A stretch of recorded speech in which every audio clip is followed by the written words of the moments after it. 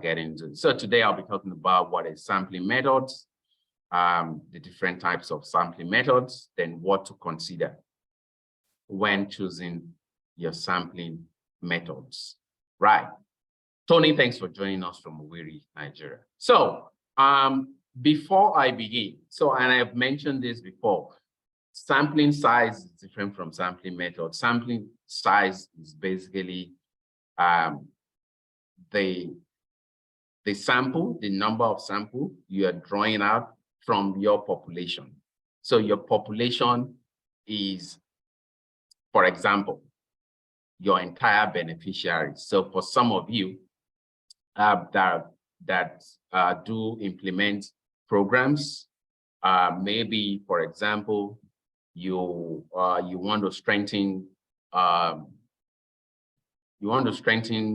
let's say the capacity of smallholder farmers to be able to use improved seedlings on their various farms.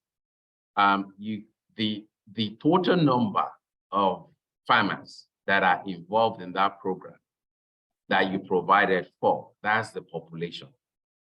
That is the population.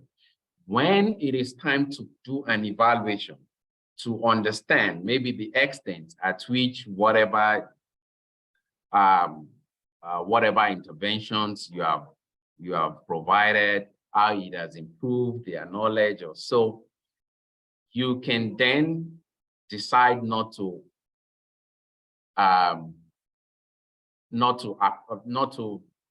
deploy your instruments to all the farmers who are all your beneficiaries. So that's all the population, right? You might decide not to,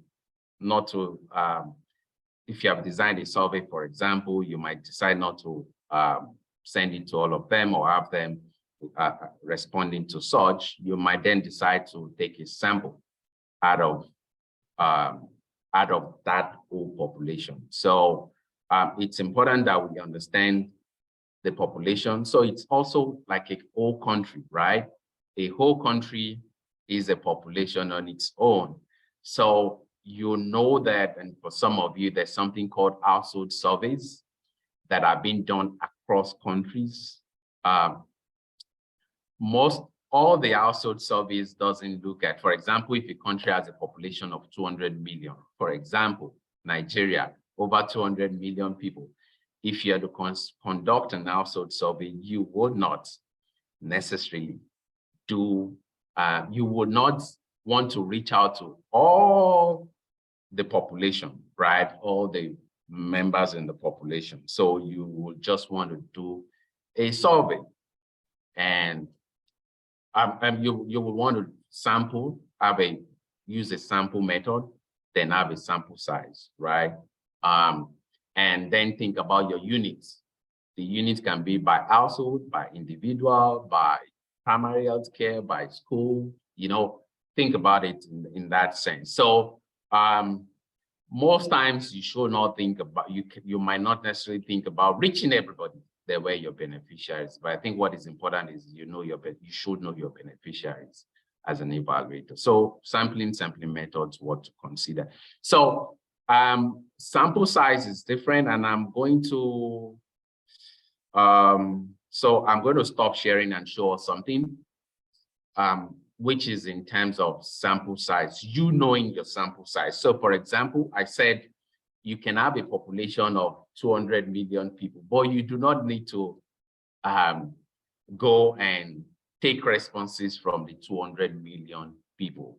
Yes, you need a particular number that you need to focus on, which is calculated statistically, but we have written, and I'm just going to show us that in a bit, like knowing the numbers of the sample you're supposed to draw of your population.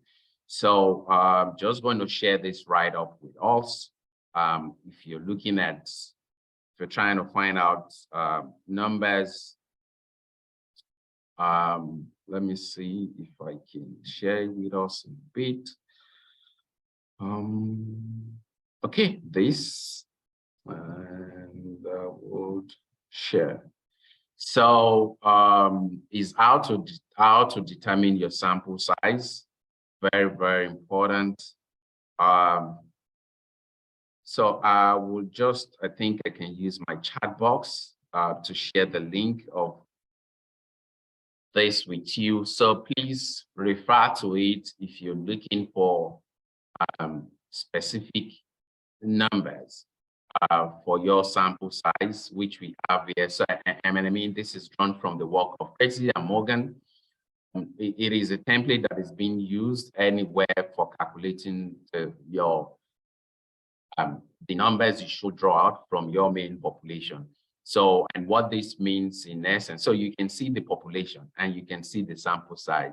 So if you have 10 beneficiaries, you should speak to 10 people for us to understand. And I mean, for you to be able to generalize and say that, oh, you know what I've done for these 10 people already had this kind of impact, or this is what they're saying, you know.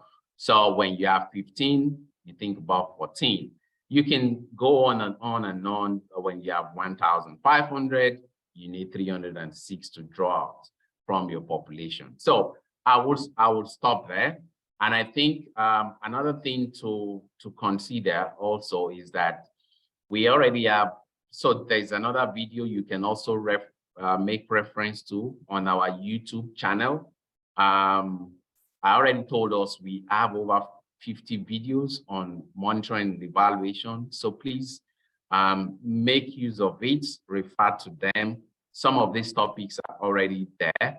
I just posted the channel to inside the chat box. You can make use of it. You can check the channel, like the page, subscribe, very, very important. For example, you can see sampling and sampling methods as part of the videos that you can get on that channel. So do well to like the channel because we post videos of, so the video of this session that we're having would also be posted on YouTube for you to have as well. The link will be shared with you after the brown bag also. So let me get, having finished that, let me stop share at this moment. And then I'd go back to my presentation in a bit. So, so what is sampling? I already just gave us what sampling means. But I mean, it's just a technique of selecting members out of your main population, because the population might be huge. For several reasons, you might not want to reach them. Some countries have 5 million people, 4 million, 3 million. You might not necessarily, those countries might not be able to reach all of them, for certain reasons. So you just want to draw samples. So it might be using probability or using a non-probability sampling approach, which I will come to in a bit. So I totally mentioned here, this is not census. So in a census, you will want to reach, you will, in fact, reach all the population. If there are 200 million people, you will reach 200 million people. So here, we're not talking about census, getting census data,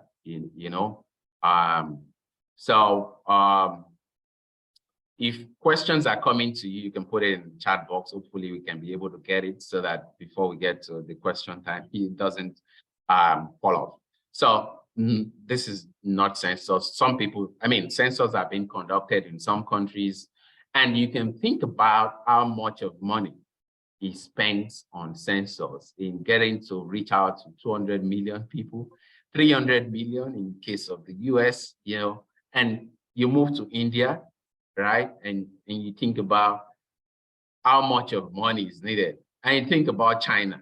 So that's why most times you see household surveys across countries, because yes, it's a selection of the entire population. For example, The Nigerian household survey, there is always this, the Nigerian household survey, which is being published.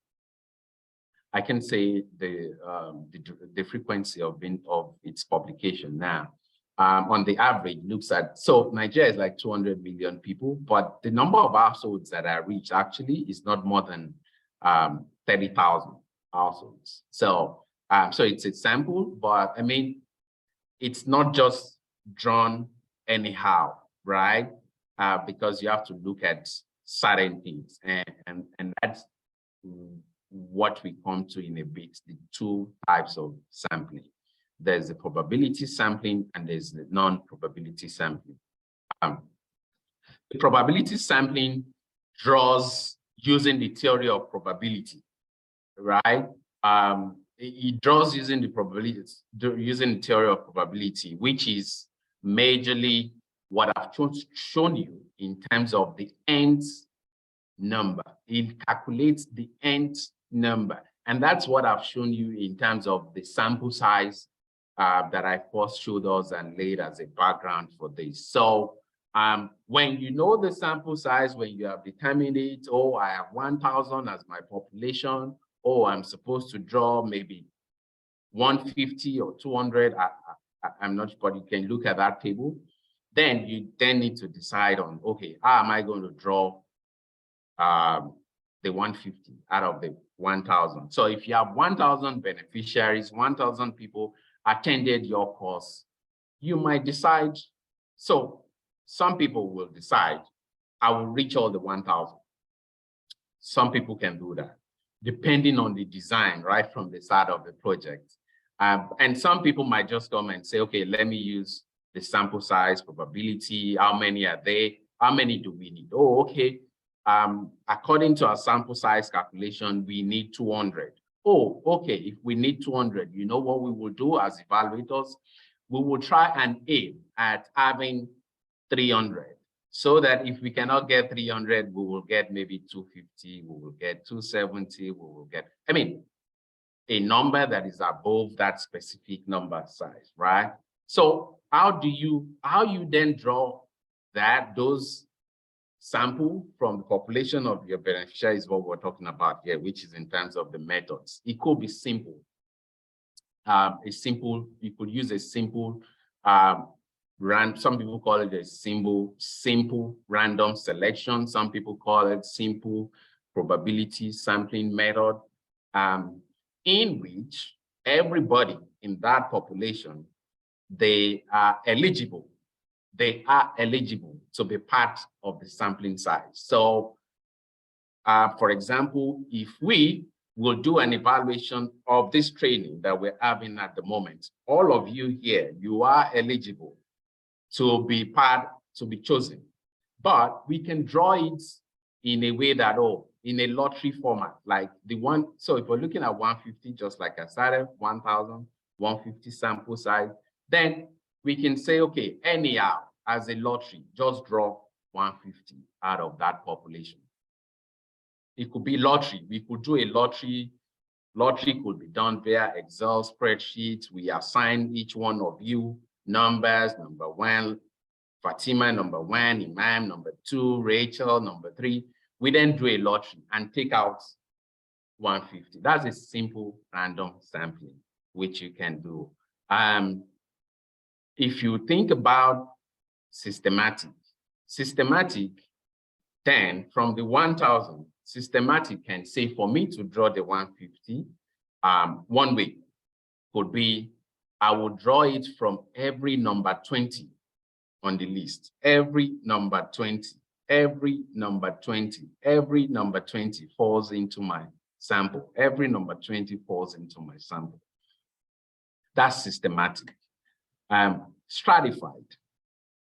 Okay, so in this case, so most household surveys for countries uses stratified sampling because a whole country could be divided by states, regions, municipalities, you know. So That's just a simple example. So we can take a whole country by the different regions and then say, you know what, we will draw from each region the same number from each region is possible.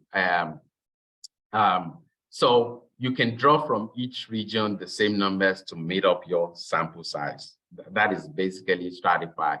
And also to know that stratification can be done by age, can be done by gender, and so not only by the demographics, which might be the region or the state. So also to mention that you can have two types of stratified, proportional and disproportional.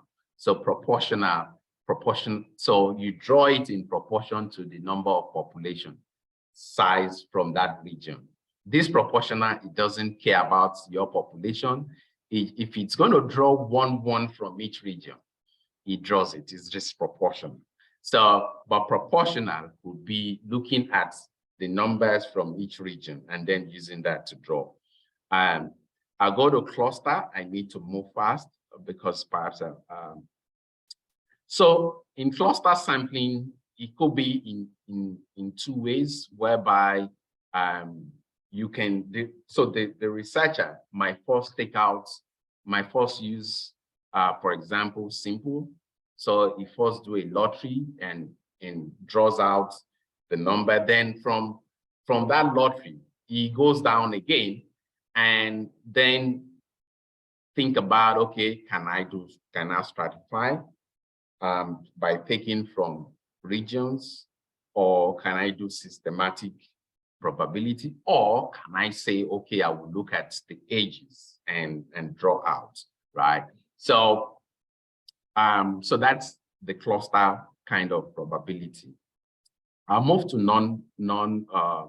non-probability sampling, which doesn't necessarily use a sample size. Yes, because it doesn't follow the theory of probability, like you calculating a sample size and the nth value from your population is not calculated in this case.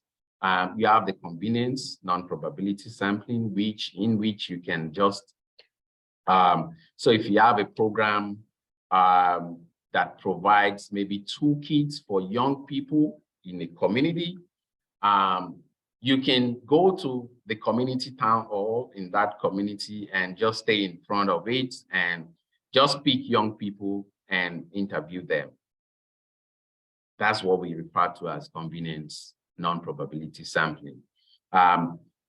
You can also think about what journalists does when they are on the road and they just pick anybody, ask them questions, and that's it. So you can think about convenience probability sampling like that. Purposely means that, yes, as the evaluator, you already want to draw. So from this training, just think about this training as a workshop. When the training ends, I want to quickly do a rapid evaluation. I might just say, oh, okay, you know what? I think I will take 10 male and 10 female, and I would interview them. Or I say, oh, you know what? I will take 10 female that are age of 15 and 34, and I will interview them. Or I will take female that is of this age and interview them. That's so there's a purpose for you picking those set of people to be part of who you would either interview, majorly interview. So there's a snowball non-probability sampling, which is used for extreme cases, beneficiaries whose cases are extreme. So think about an evaluation on irregular migration in some countries. So you want to think about, so people that migrate, so if it is designed in a way that you need to speak, maybe interview, maybe focus group discussions with maybe, for example, young people that have experienced irregular migration or that have migrated irregularly, it is difficult to find such category of people. So you will then need to, what you then do is, okay, you know what? I will look for one person. So let me find every way to get one person. So when you speak to that one person, maybe via interview, of course, individual interview, you can then ask that person and say, you know what, can you please tell me another person who is in the same situation that you are, who would like to get his or our opinion on XYZ, you know? So when you meet the second person, you ask the second person to, like, who else? So that's snowballing. So as you meet your targets for your instrument, you keep asking the question, like, who else can you speak to? So you can think about irregular migration, drug, people involved in drug. You can think about people that have been infected by a particular disease, you know. So people you will not commonly, you won't see easily. You do not have reach for them. Quota, non-probability sampling. I mentioned a bit of it in cluster while I was explaining cluster, almost also related to proposing, but is a way in which in a population, the evaluator can, there are two types, and I'm not going to go into that in this. So it could be that the evaluator will just say, you know what, in this population, 1,000 population, I just want to speak to young people that are between, I will speak to young people that are between the age of 21 to 30, young people between the age of 31 to 40, young people between the age of 41 to 50.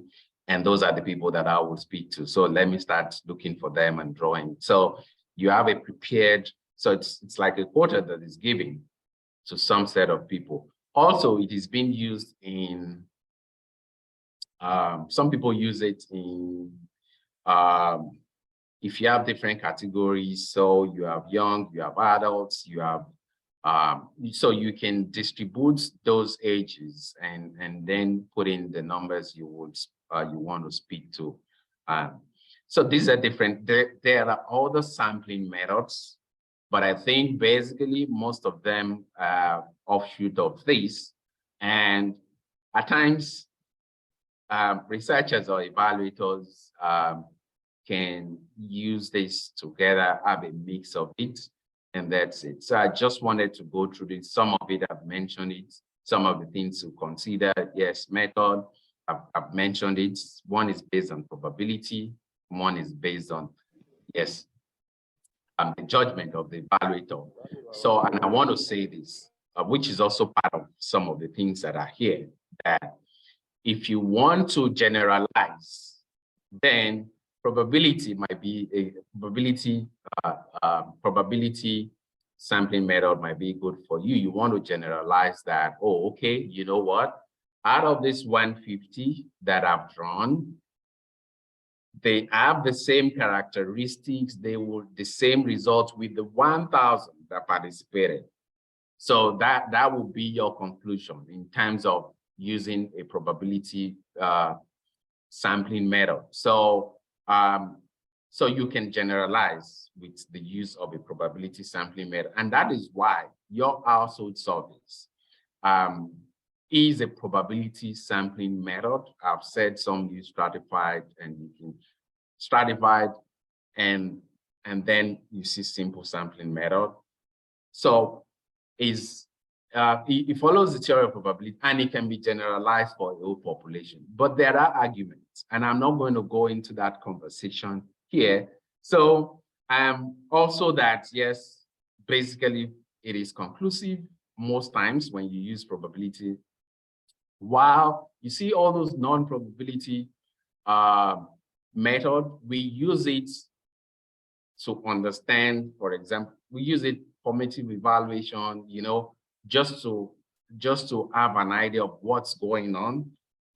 Then later on, you can then do a probability sampling and you want to get something that is more conclusive or something that you can mostly generalize. So it's something to think about. I've mentioned it, yes, it's a representative when you use probability sampling method. So any sample you draw is a representative of all the population. It's not the case with non-probability. This is one of the downside to probability sampling method. Time taking, it takes a longer time, and that's why research, when you want to go into real research, it takes a longer time. While non-probability sampling, I mean, because you will sample purposefully, like who can I reach, and focus on those you can reach. Also, I want to add that it is costly when you do probability sampling, right? It's super costly, not to talk of sensors, very, very costly. So the more you shift from sensors to probability sampling to non-probability sampling, as you move across the line, it becomes costly, right? So something to think about. Then the implication for the results is highly likely for you to have reduced the bias in your sampling method. If you use a probability sampling method, you reduce the bias up to 95%. But in the non-probability sampling, you can say that there is always a bias. And if you've seen methods that are basically qualitative research methods, it is always stated that, yes, maybe as part of limitations, right? Or as part of other things that can be done, is that, oh, okay, maybe if there are resources, then more research work can be done. I would end on this note just for us to also understand that, because I've seen so many people, implementing programs thinking of that. When your beneficiaries are just 1,000 out of a population, let's say a municipality of 1 million, you cannot generalize that, oh, you cannot generalize from the results that you have, even when you use a probability sampling method out of the 1,000, you cannot generalize to the whole 1 million that is living in that municipality. Think about that. You can only state your results based on the 1,000 people that are part and beneficiary of your intervention. It is important to note that I've seen implementers that have been mentioning, oh, I've done this for this municipality. No, you have only done that for the beneficiaries that were part of your program. And another question would then be, were you able to document all your beneficiaries or those that were able to benefit from it? I want to stop there at this time. There are references that you can actually look at. So many books that I've mentioned here in the past, brown bags. I mean, they've written something about sampling methods, and also just to think that. So if you watch this video on YouTube, these references are actually in the description box, so you can just get the links to them in that box. So on that note, guys, I'd like to say thank you so much for being part of this brown bag.